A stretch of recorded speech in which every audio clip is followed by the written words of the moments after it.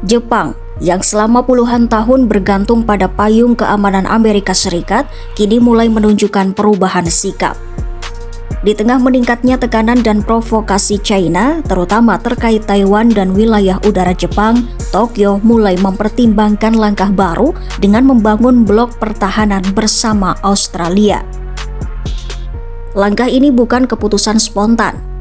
Ini adalah akumulasi frustasi karena ketika situasi mendesak hadir, dukungan Amerika Serikat terasa mandek dan tidak setegas yang diharapkan Jepang.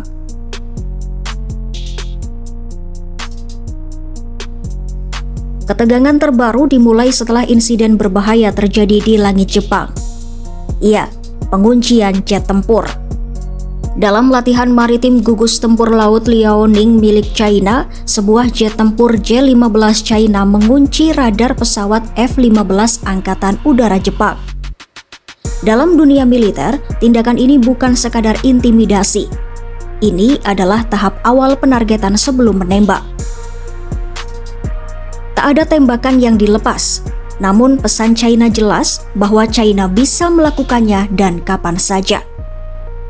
Reaksi di Tokyo sangat cepat.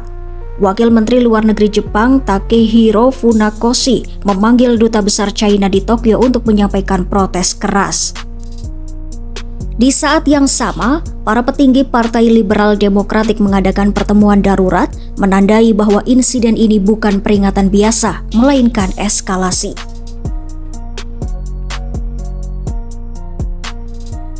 Akar ketegangan ini sebenarnya sudah terlihat jauh sebelum insiden jet tempur. Pada November 2025, Perdana Menteri Jepang Sanae Takaichi menyatakan secara terbuka bahwa jika China menyerbu Taiwan, maka pasukan bela diri Jepang akan ikut bertindak.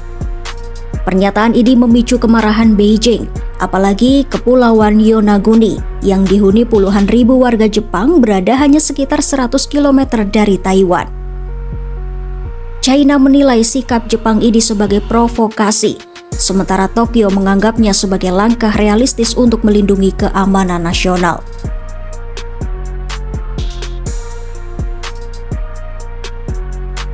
Yang membuat Jepang frustasi bukan hanya respon China, tetapi sikap Amerika Serikat.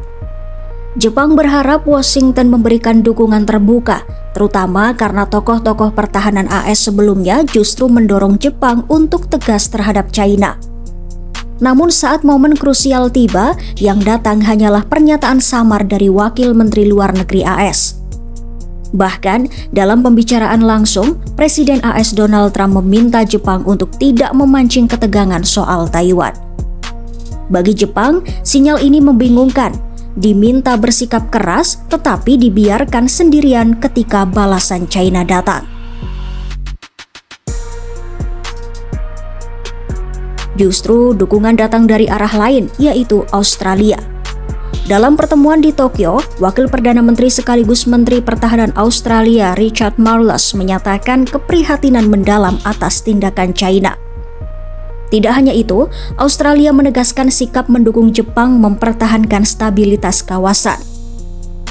Marles menyampaikan dengan jelas bahwa Australia tidak ingin melihat perubahan status quo di Selat Taiwan. Australia akan berdiri bersama Jepang. We do not want to see any change to the status quo across the Taiwan Straits. In general terms, Minister Koizumi and I spoke about the way in which Australia and Japan can work together to assert the rules-based order and provide for the peace and stability of the Indo-Pacific. Kesepakatan pertahanan kedua negara pun diperkuat.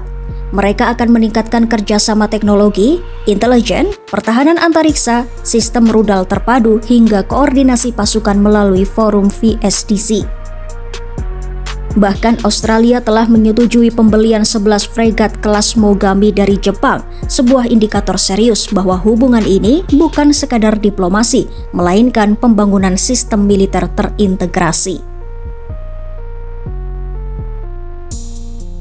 China menanggapi situasi ini dengan keras. Juru bicara Angkatan Laut China menyebut Jepang yang memprovokasi latihan mereka. Analis militer China menyebut Jepang memainkan narasi ancaman China, bahkan menyamakan sikap Tokyo sebagai tindakan maling teriak maling.